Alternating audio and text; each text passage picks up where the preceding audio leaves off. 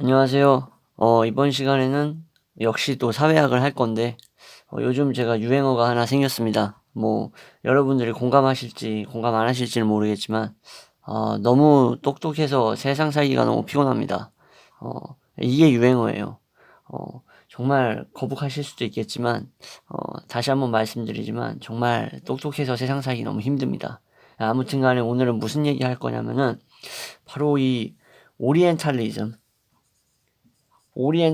대해서 말씀드리려고 해요. 뭐 이미 알고 계신 분들도 있을 텐데, 한 번 더 말씀을 드리려고 합니다. 왜 이렇게 오늘 목소리가 작냐? 옆방에서 아버지가 주무십니다. 그렇기 때문에 조용히 얘기하도록 하겠습니다. 자, 동양을 후진국이라고 생각하는 서양 중심주의적인 사고입니다. 이건 이제 에드워드 사이드라는 이 학자가 말씀하신 건데, 이분 같은 경우에도 2003년도에 돌아가셨어요. 그러니까 어떻게 보면은 좀 최근이라 하기에는 거의 뭐 대략 20년 가까이 다 된 것 같은데, 아무튼 간에 그래도 최근 분이죠. 21세기에 돌아가셨으니까. 아무튼 이 에드워드 사이드 교수님이 말씀한 이 오리엔탈리즘, 반대로 이제 서양에 대한 어떤 뭐랄까, 어, 동양 중심주의적인 견해 같은 것들은 이제 옥시덴탈리즘이라고 부르는데, 뭐 이런 게 있다 이렇게 알아두시면 되고, 오늘 같은 경우에는 이제 오리엔탈리즘에 대해서 말씀을 드릴 거기 때문에, 어 근데 서양 사회 같은 경우에 이제 동양을 지배하고 어떤 식민지화 시키기 위해서 이 제국주의, 그때 이제 제국주의적인 마인드와 사고방식, 여기에 이제 관여했던 게 이제 일본이 있었죠. 그죠? 예. 이러한 나라들이 이제 어 일본은 근데 동양이잖아.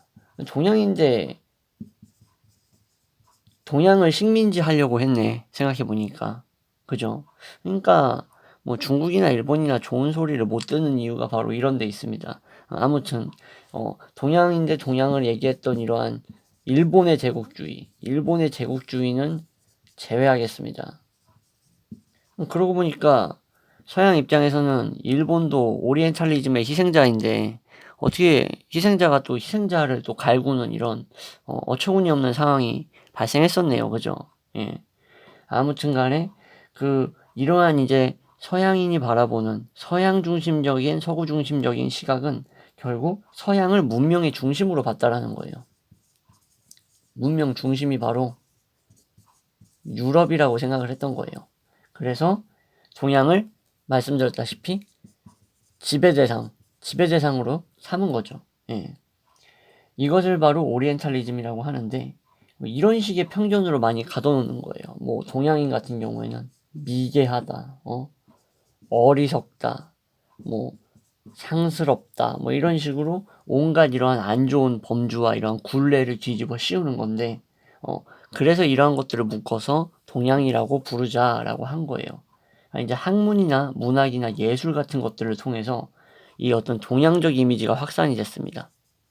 동양적 이미지.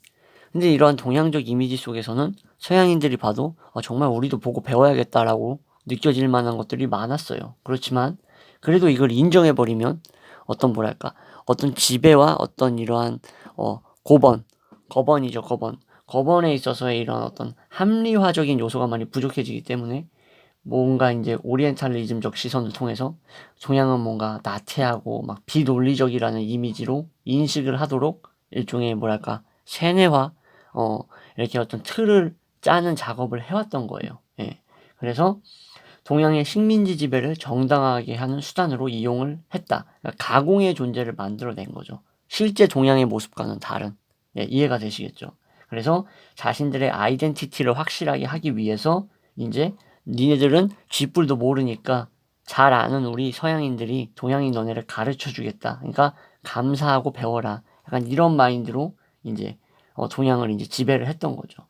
예, 이렇게 해서 구분을 했었는데, 사실상 이것은 자연스러운 어떤 자연적 흐름이라기보다도 아주 편협하고 치우친 사고의 편견이라고 볼 수 있습니다.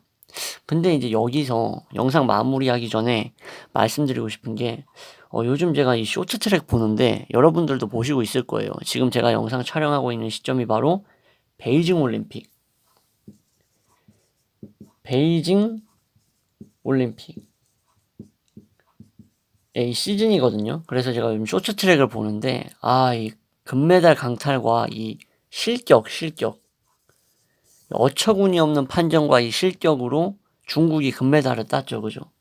보니까 이 오리엔탈리즘이 어떻게 보면 이거 좀 무서운 말이긴 한데 이거 어떻게 보면은 중국 하는 꼬라지 보니까 반박하기 어려운 부분이 있는 것 같아요.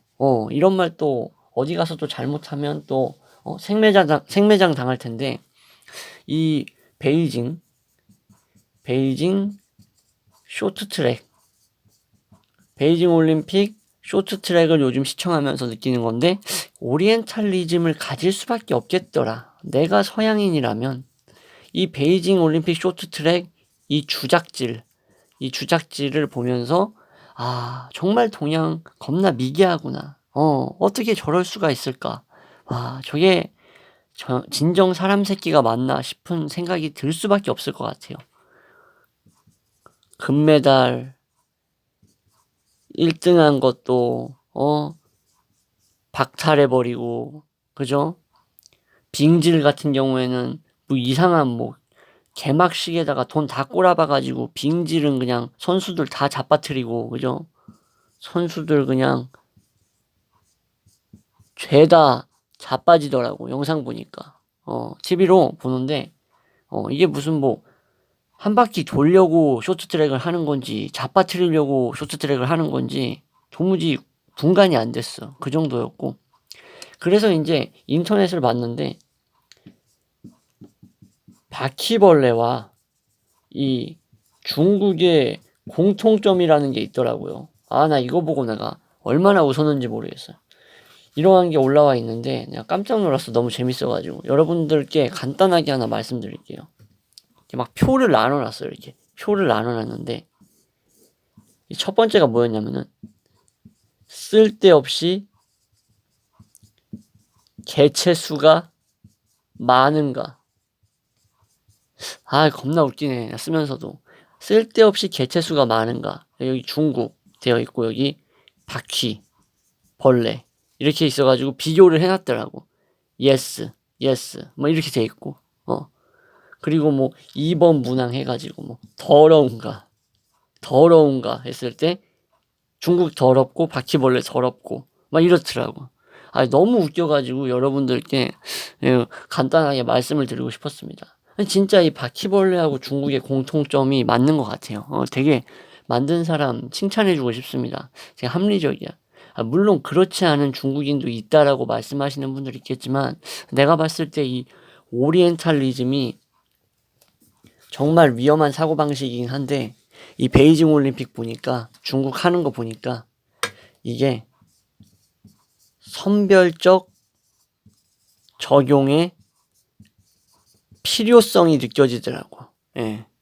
혹시 또 이런 얘기 했다고 또 화교분들 몰려와가지고 제 영상에다가 이 인종차별주의자냐 레이시스트냐 미친놈이냐 막 이럴 텐데 바로 차단받겠습니다. 댓글 달지 마세요. 아셨죠? 예, 아무튼 간에 이 선별적 뭐랄까 적용을 해야 될 것 같다. 이 오리엔탈리즘적 사고방식 미개하다라는 거 어리석다라는 것들 그죠?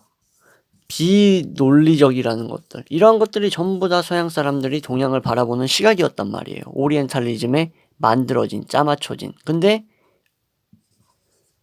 중국 하는 거 보니까 심지어 그 올림픽은 그냥 무슨 뭐 동네 고무줄놀이 같은 게 아니잖아. 뭐 동네 땅 따먹기 하는 것도 아니고 세계인들이 모여가지고 정정당당하게 겨루는 곳이잖아. 그죠? 근데 거기서 뭐 그런 무슨 조기 축구에서도 안 할 법한 반칙을 막 하고 있어. 깜짝 놀랐어. 그래가지고 어떻게 보면은 이 두 개체의 공통점과 이 미개 어리석 비논리적이라고 보는 오리엔탈리즘적 사고방식이 어느 정도 좀 적용이 될 필요는 있겠다라고 생각을 했습니다.